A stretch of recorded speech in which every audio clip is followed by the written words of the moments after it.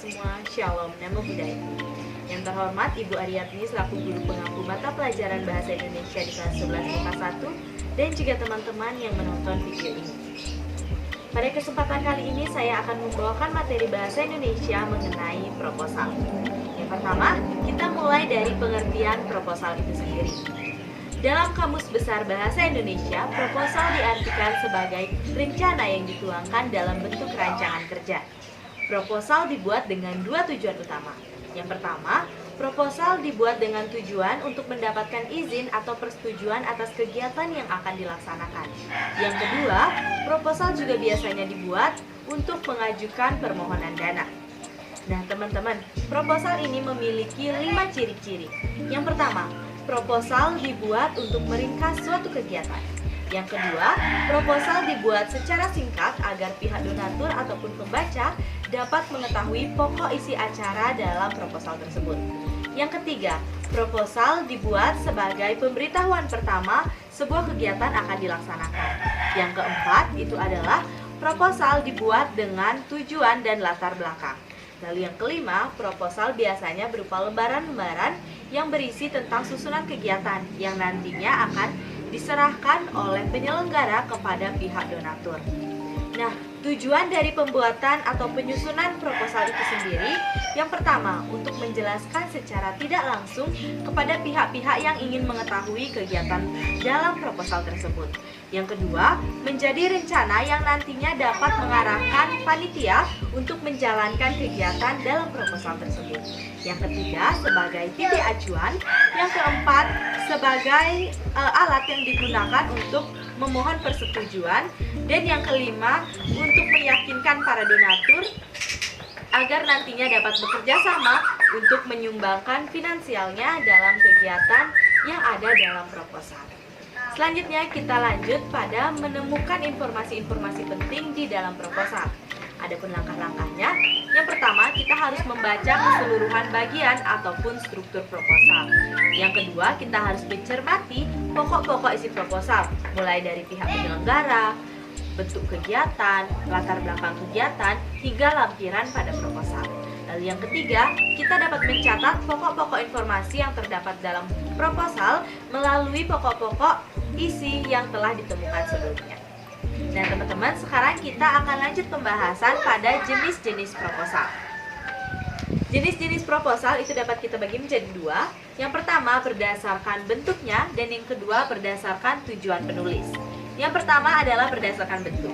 Berdasarkan bentuk, proposal itu dapat kita bagi menjadi 3, yaitu proposal formal, proposal non-formal, dan proposal semi-formal. Proposal formal merupakan proposal yang memiliki struktur lengkap.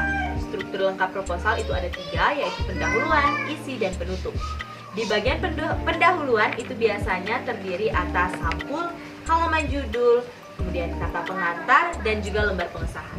Selanjutnya di halaman isi itu biasanya terdapat latar belakang, manfaat, tujuan, personalia atau kepanitiaan, selanjutnya susunan kegiatan, dana, dan kekurangan ataupun kelebihan. Selanjutnya di bagian penutup itu biasanya berisi daftar pustaka, tabel, dan lain sebagainya. Selanjutnya yang kedua adalah proposal non-formal. Proposal non-formal merupakan bentuk proposal yang berupa variasi dari proposal formal.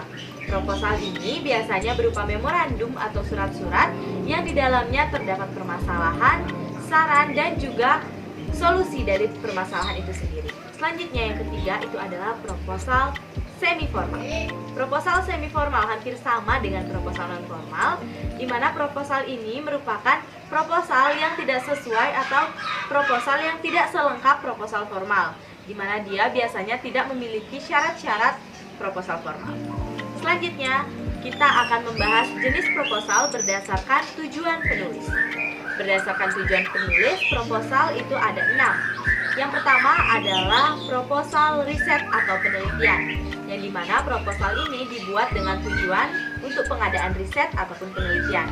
Yang kedua adalah proposal acara, yaitu proposal yang dibuat dengan tujuan untuk pengadaan sebuah kegiatan maupun acara. Yang ketiga adalah proposal kerjasama, yaitu proposal yang dibuat untuk mengajukan adanya hubungan kerjasama antara pihak satu dengan pihak yang lain yang nantinya terdapat ketentuan-ketentuan di dalam proposal itu sendiri. Lalu yang keempat itu adalah proposal pengajuan dana atau proposal permohonan dana. Ini biasanya dibuat dengan tujuan untuk melakukan permohonan dana kepada pihak donatur maupun pihak sponsor. Selanjutnya itu adalah proposal kerja praktik, merupakan proposal yang bertujuan untuk melakukan pengadaan kerja praktik. Selanjutnya, yang terakhir itu adalah proposal usaha, yang proposal yang dibuat oleh seseorang maupun sekelompok orang untuk melakukan pengadaan atau pendirian sebuah usaha. Selanjutnya kita lanjut pembahasan pada struktur proposal. Struktur proposal kita bagi menjadi dua, yaitu untuk proposal kegiatan dan yang kedua itu untuk proposal riset atau penelitian. Yang pertama adalah struktur proposal kegiatan. Secara umum, struktur proposal kegiatan itu ada 12. Yang pertama adalah halaman judul. Halaman judul ini berisi tentang nama kegiatan, judul kegiatan, waktu dan tempat kegiatan, serta nama penyelenggara kegiatan. Lalu yang kedua itu adalah latar belakang. Latar belakang ini berisi tentang alasan yang mendasari mengapa kegiatan tersebut dilaksanakan. Yang ketiga adalah tujuan.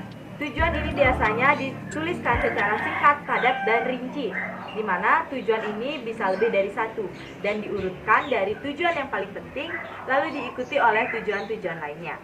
Yang keempat, nama dan tema kegiatan. Nama dan tema kegiatan ini haruslah relevan.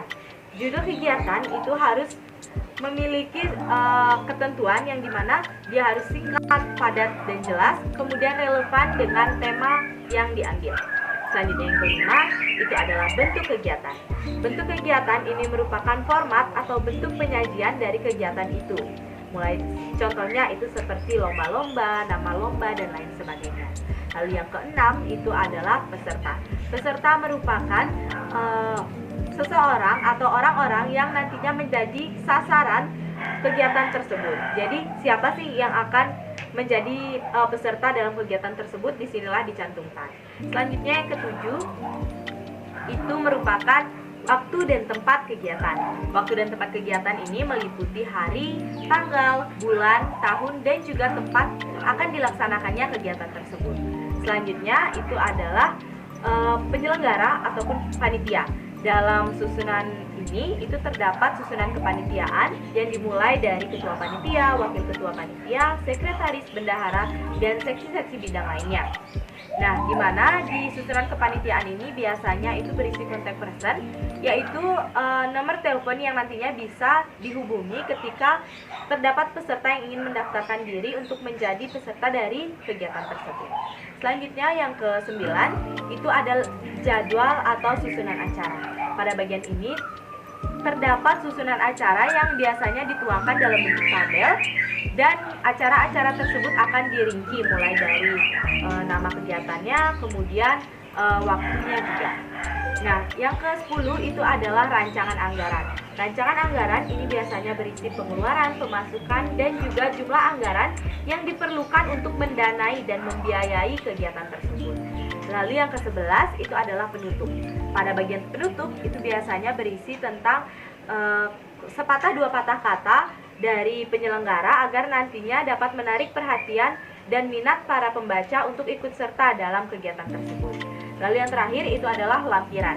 Pada bagian lampiran ini biasanya berisi tentang daftar pustaka dan juga hal-hal yang tidak dapat dicantumkan secara lengkap di bagian-bagian sebelumnya. Itulah tadi struktur dari proposal kegiatan atau proposal acara. Selanjutnya, kita lanjut pada struktur dari proposal penelitian atau riset. Secara umum, struktur dari proposal riset atau penelitian ini ada 13. Yang pertama adalah judul. Judul yang baik adalah judul yang dapat dilakukan, judul yang dapat menggugah minat dari peneliti, judul yang berupa pernyataan, judul yang singkat, padat, dan jelas, serta judul yang memiliki kegunaan praktis. Yang kedua adalah halaman persetujuan yang berisi tentang persetujuan dari pihak guru pembimbing dan juga kepala sekolah tempat peneliti bersekolah.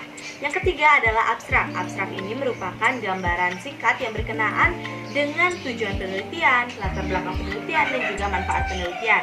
Nah, dalam abstrak ini juga biasanya berisi 3 hingga 5 kata kunci. Selanjutnya yang keempat adalah kata pengantar. Kata pengantar merupakan pembuka karya ilmiah yang berisi tentang kesimpulan dari laporan penelitian dan juga ucapan terima kasih kepada pihak-pihak yang telah terlibat dalam penelitian.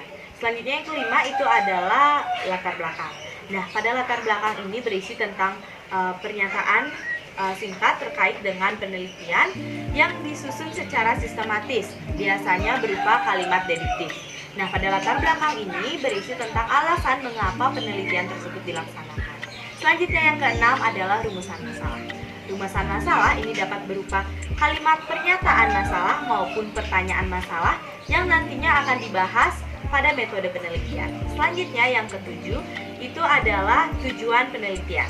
Tujuan penelitian ini ada dua, yaitu tujuan umum dan tujuan khusus. Tujuan umum adalah tujuan yang ingin dicapai peneliti secara umum, dan tujuan khusus adalah langkah-langkah yang akan dilakukan peneliti untuk mencapai tujuan umum. Selanjutnya yang kedelapan adalah manfaat penelitian. Manfaat penelitian hendaknya ditulis secara singkat, padat, dan jelas, serta menunjukkan kontribusinya dalam pengembangan ilmu pengetahuan. Selanjutnya yang kesembilan itu ada tinjauan pustaka. Tinjauan pustaka merupakan uraian terkait dengan penelitian. Nah, biasanya berasal dari sumber bacaan berupa kajian-kajian literatur yang relevan dengan penelitian tersebut. Selanjutnya yang ke-10 itu ada kerangka konsep dan hipotesis. Kerangka konsep adalah alasan ilmiah yang sifatnya berupa landasan teori yang kuat. Nah, biasanya ini didapat dari kajian-kajian literatur atau dari sumber penelitian sebelumnya. Sedangkan hipotesis itu merupakan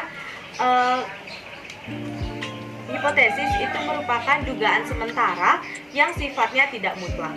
Selanjutnya ada metode penelitian. Metode penelitian ini merupakan cara yang digunakan untuk mendapatkan data secara empiris, rasional, dan sistematis yang nantinya dapat menjawab rumusan masalah dan tujuan dari penelitian itu sendiri. Selanjutnya itu ada jadwal dan lokasi kegiatan. Nah, ini berisi tentang hari, tanggal, tempat, dan lokasi kegiatan penelitian tersebut akan dilakukan, mulai dari tahap persiapan, penelitian, hingga pelaporan. Selanjutnya yang paling terakhir itu adalah lampiran. Pada bagian lampiran ini biasanya tercantum alat-alat yang digunakan selama penelitian dan juga daftar pustaka. Baik Ibu Guru dan teman-teman, sekian hafalan saya mengenai proposal. Saya minta maaf apabila terdapat kesalahan dalam penyampaian. Saya tutup dengan karamah santi.